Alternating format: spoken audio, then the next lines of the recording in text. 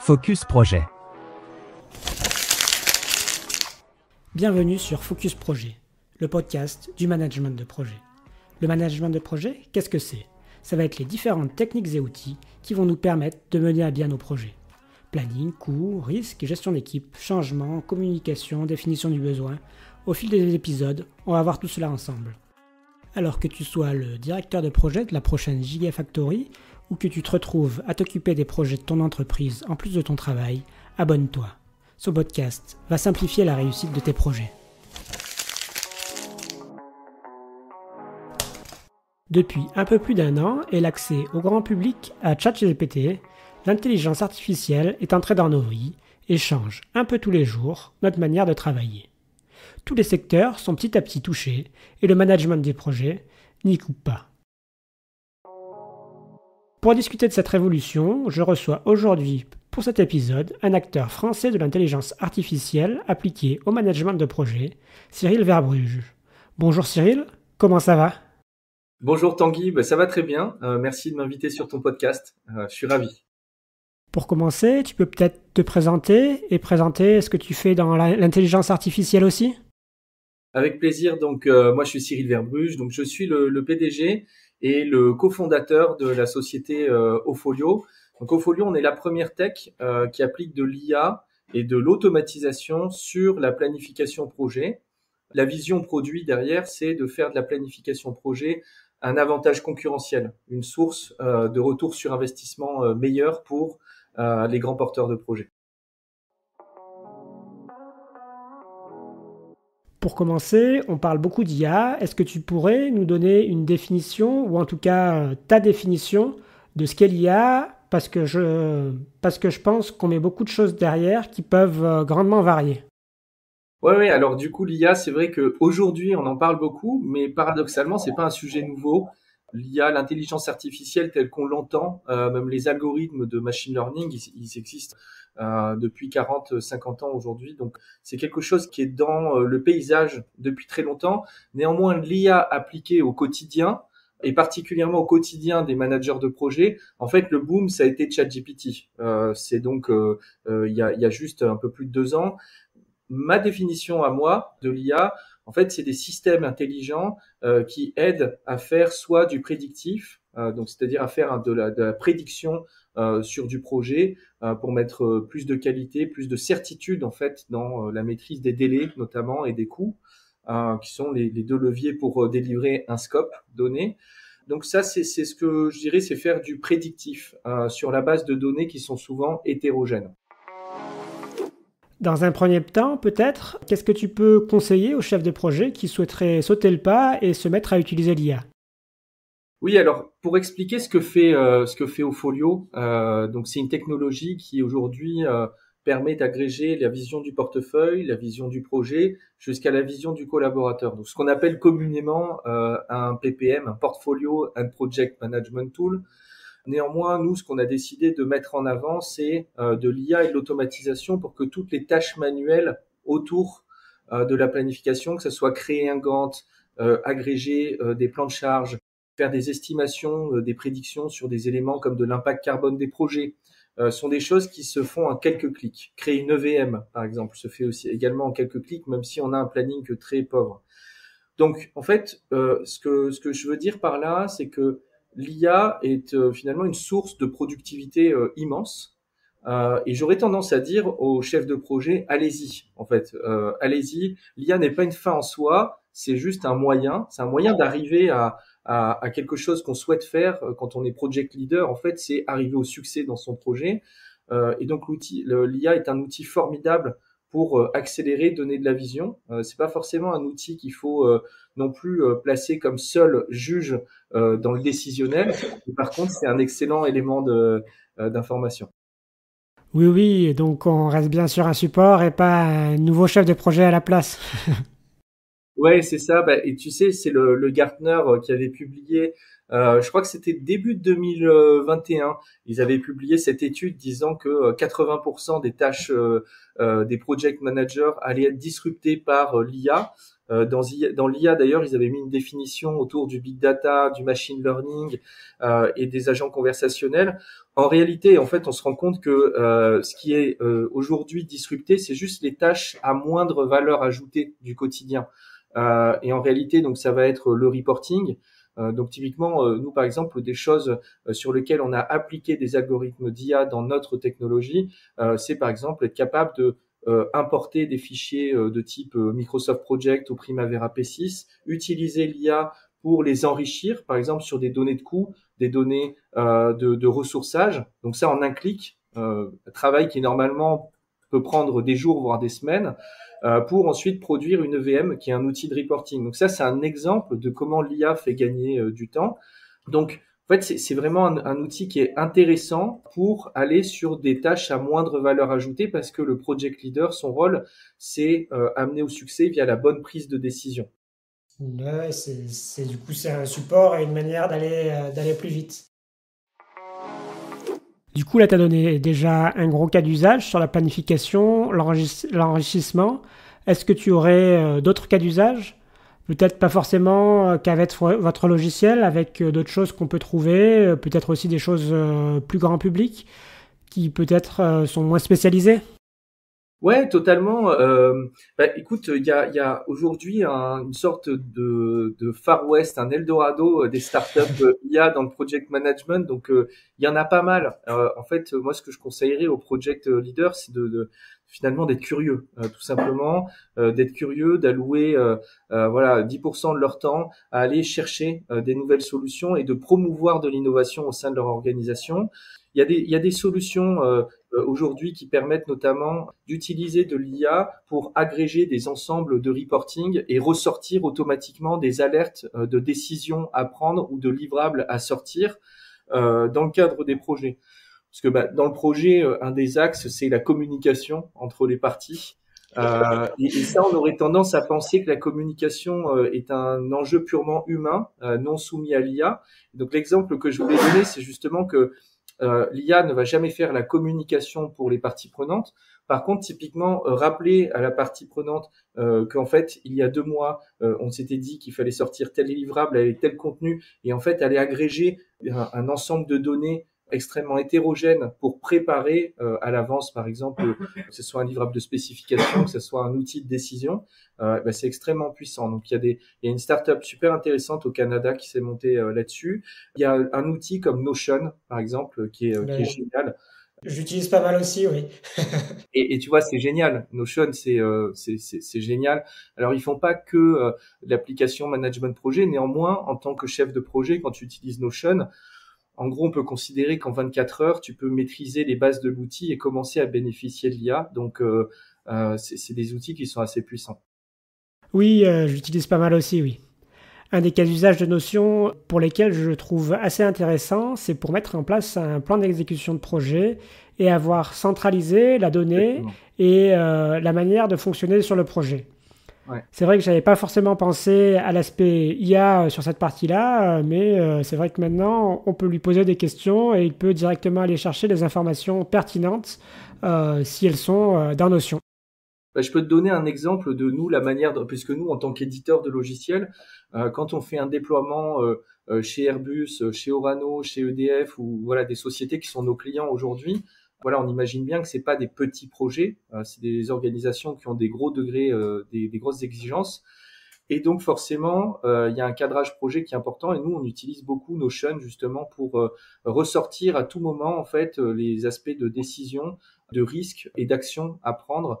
Parce qu'en fait, tout simplement, le livrable de compte rendu, quand on a 6 mois de compte rendu derrière écrit par 15 personnes différentes dans une boîte mail, on s'y perd. Et là, en une seconde, on peut lui demander qu'est-ce qu'on s'est dit sur la features A au mois de novembre. Hop, ça ressort automatiquement et c'est très très puissant. Le gain de temps, en fait, il est Ouais. voilà. C'est vrai que c'est un bon usage et facile à mettre en place avec Notion. Après, il faut bien entendu passer l'ensemble des comptes rendus et la consolidation des données sous Notion, ce qui peut être dans certains cas une bonne idée. Ouais. Est-ce que tu as d'autres outils d'IA disponibles actuellement pour les chefs de projet? On a parlé de Notion, j'ai pas retenu le nom de la startup canadienne dont tu parlais aussi. Ouais, alors peut-être je peux donner un autre cas d'usage. Je peux parler aussi de nous, une manière dont est utilisé notre outil au Folio. Ouais, Il est très utilisé dans le cadre des appels d'offres. ok. Parce que l'appel d'offres, c'est un moment où, et notamment dans l'industrie, donc quand on fabrique un objet manufacturé complexe, il y a d'un côté des requis clients qui font que, en fait, le projet va être spécifique. On livre rarement un standard quand on fabrique, par exemple, des fours à réchauffage. On en a parlé un petit peu par téléphone. C'est des Ouais. objets complexes. Et donc, nécessairement, en tant que fournisseur, l'industriel, il doit s'engager sur des délais, il doit s'engager sur des coûts et sur une capacité à faire par rapport à ses hommes et ses moyens de manière générale. En fait, l'IA est un excellent outil. Aujourd'hui, nous, des sociétés, par exemple comme Airbus, des sociétés comme Artelia dans l'infrastructure pour fabriquer, par exemple, des sites pharmaceutiques, utilisent notre intelligence artificielle pour poser des questions, décrire un contexte et demander à l'intelligence artificielle de produire un planning, un plan de charge et un costing en moins d'une minute. Voilà. Quand on compare à cet exercice qui était fait manuellement précédemment, ça pouvait prendre des semaines, un petit peu moins d'un mois. Donc on passe en fait de 1 heure avec intelligence artificielle à un mois précédemment. Et surtout, ce qui est intéressant, c'est la capacité à capitaliser sur le savoir, de permettre à l'industriel de garder en fait la connaissance de ses projets passés pour mieux estimer ses projets futurs et donc éviter de reproduire les mêmes erreurs notamment. Donc voilà un petit peu des usages sympas. Ouais, ouais, c'est un peu, j'allais dire, c'est à la fois la force et peut-être la difficulté, c'est d'arriver à avoir les données suffisantes pour pouvoir faire tout ça. Une de mes interrogations, c'est peut-être que autant pour des grands groupes qui sont déjà structurés et sur lesquels ils vont pouvoir ressortir un certain nombre de données de projets précédents, ça peut se mettre en place assez facilement. Mm. Par contre, pour des plus petites structures qui sont moins structurées, qui ont moins eu l'habitude d'enregistrer et de conserver les données des projets précédents, je suppose que c'est un peu plus compliqué à mettre en place au départ surtout. Bah, effectivement, en fait, l'intelligence artificielle générative, puisque là c'est de ça dont il est question, elle va être précise et fine lorsqu'elle a un apprentissage. Cet apprentissage-là, en fait, il peut se faire sur des bases de données standards, mais du coup, la projection, typiquement, si tu poses la question à une IA générative qui a été entraînée sur des modèles standards pour lui dire je voudrais fabriquer un satellite, fais-moi le costing et le plan de charge et le planning si je veux le produire en moins de 3 ans, elle va te sortir quelque chose d'assez basique et peu opérationnel. Par contre, effectivement, si tu as fait 10 projets précédemment et que tu as déversé ces datas-là dans des modèles d'apprentissage, oui. Mais par contre, je pense que ça n'empêche pas de sauter le pas pour des petites organisations qui, de toute façon, Ouais. vont voir ce sujet de l'IA générative comme un avantage concurrentiel. C'est-à-dire que le plus tôt on se met dans ce processus-là, le plus tôt on entraîne les modèles, et bien le plus tôt on en bénéficie et potentiellement on a un avantage dans la performance projet par rapport à d'autres sociétés qui peuvent ne pas utiliser ces outils-là. Sachant qu'aujourd'hui, investir dans de l'IA ne demande pas forcément ni plus d'argent, ni plus de temps. Au contraire, il y a des gains de performance qui sont très rapides. Donc, dans tous les outils qu'on a cités, que ce soit Ofolio, Notion ou d'autres, en réalité, sauter le pas, c'est pas extrêmement lourd pour une organisation. Ouais, ça peut se faire assez facilement, donc il faut juste arriver à faire changer les organisations et c'est pas forcément toujours simple. Mais ça, c'est encore un autre sujet. Une autre question du coup, ça va être comment bien intégrer l'IA dans le management de projet et à quel endroit.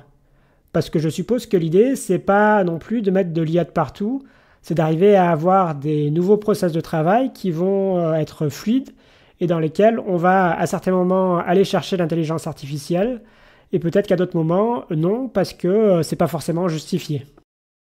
Alors en fait, moi je dirais que le management de projet, de toute façon, c'est un métier vieux comme le monde. L'humanité, dès qu'elle a commencé à se structurer, elle a commencé à penser en organisation de projet pour accomplir des choses, dépasser le quotidien. Et donc je pense que fondamentalement, c'est pas parce que l'IA arrive qu'il faut changer notre approche du management de projet. L'IA doit pas être une raison pour changer les méthodes qui fonctionnent bien.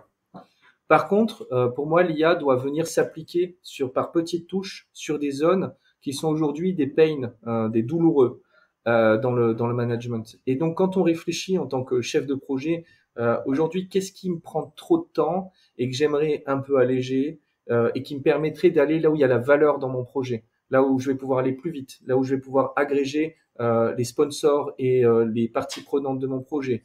Là où je vais pouvoir mesurer un scénario pour apporter plus de ROI, de retour sur investissement. Je pense que c'est là en fait qu'il faut cibler par petites touches. Et donc typiquement, quand on réfléchit de cette manière-là, on voit que le planning, c'est un douloureux. Le reporting, c'est un douloureux. Peut-être encore plus. Ouais, et bah de toute façon, c'est assez lié finalement parce que Oui, oui. pas de planning, pas de reporting, enfin, ou alors un reporting un peu plus pauvre, on va dire. Et Le donc, suivi des coûts, peut-être aussi. exactement, exactement. Donc voilà, les suivis budgétaires. Et aujourd'hui, il y a tout un tas de solutions. Donc je suis ravi que moi tu me proposes de participer à ton podcast pour partager mon expérience et aussi ce que nous on propose, parce qu'aujourd'hui il y a des solutions et il faut juste sauter le pas et y aller. Je repense aux agents conversationnels sur lesquels on va revenir si tu veux bien. J'ai pas eu l'occasion de tester celui du PMI. J'ai aussi vu Marvin, qui est un peu dans le même style et qui est développé par une autre structure. Qu'est-ce que pour toi ce genre d'outil peut apporter au chef de projet? Je sais pas si tu les as testés d'ailleurs. Ouais, oui. Alors j'ai pas testé Marvin, mais j'ai testé l'agent créé par le Affinity. PMI Infinity. Moi-même personnellement, j'en utilise. Alors j'utilise pas cela. J'aime bien utiliser Bard personnellement. En fait, je trouve ça super intéressant parce que entraîner des modèles, en fait, on voit qu'il y a une sorte de concurrence des agents conversationnels qui est en train de se créer et que finalement l'avantage d'un agent conversationnel par rapport à un autre, il se fait sur la manière dont a été entraîné et dont la manière dont on peut contrôler, en fait, avoir une explicabilité de la réponse. Donc, quand tu poses une question, tu veux comprendre comment la réponse a été structurée. Aujourd'hui, c'est le gros challenge, en fait, de ces agents conversationnels. Donc moi, je trouve que c'est une très bonne initiative et je pense que cette émulation autour des agents conversationnels va finir par faire converger vers un système très intéressant. Et aujourd'hui, voilà, il faut tester. Chacun crée son petit agent conversationnel. Nous-mêmes, on a le nôtre. Euh, voilà, la réponse dépend de la manière dont a été entraîné le modèle et donc charge au chef de projet de regarder ça d'abord avant d'utiliser l'agent. Ouais, ouais, c'est peut-être là que c'est un peu plus difficile parce qu'on n'a pas forcément les données qui ont été utilisées pour entraîner le modèle. Ouais, exactement. Et puis peut-être pour expliquer la manière dont fonctionnent ces modèles-là, ces agents conversationnels, en réalité, c'est des agents qui sont apprenants. Il y a un gros bénéfice, c'est que c'est des agents qui donnent des réponses immédiates à des problématiques du quotidien, qui peuvent produire du contenu, qui peuvent simplifier des tâches voilà, du quotidien. Donc ça, c'est le gros, gros bénéfice, avec évidemment le point d'attention qui est de ne pas toujours prendre au pied de la lettre la réponse et de savoir aussi mettre sa propre touche, parce que sinon, il y a une forme de standardisation. Oui. Par contre, il y a un point qui est très très important, c'est que on le voit dans ces agents conversationnels. Si tu poses la même question aujourd'hui et la même question dans un mois à l'agent, il va te donner deux réponses différentes. Pourquoi? Puisqu'en fait, le modèle a entre-temps été entraîné. Les systèmes de tokenisation, de paramétrisation ne sont pas à la main des personnes qui créent ces modèles. Et donc, il y a un manque de maîtrise aujourd'hui. Et je pense que c'est le gros challenge pour les corporates. Miser la fiabilité des processus sur des agents qui ne sont pas stables dans les réponses, euh, Oui, pour moi, c'est un gros sujet. C'est une grande question. oui, c'est d'arriver à avoir une maîtrise sur ces outils-là, ce qui n'est pas forcément simple aujourd'hui d'une certaine manière. Exactement. Et aujourd'hui, mis à part créer son propre LLM, Large Language Modeling, je vois pas comment on peut avoir la maîtrise sur un modèle créé par un autre. Donc, c'est le gros challenge. Ok, je pense qu'on a déjà pas mal fait le tour. Est-ce qu'il y a une question que j'aurais oublié de te poser? Quelque chose dont tu voudrais parler en plus? Écoute, ben, en tout cas, moi, j'étais très content d'avoir l'opportunité de partager ce moment avec toi.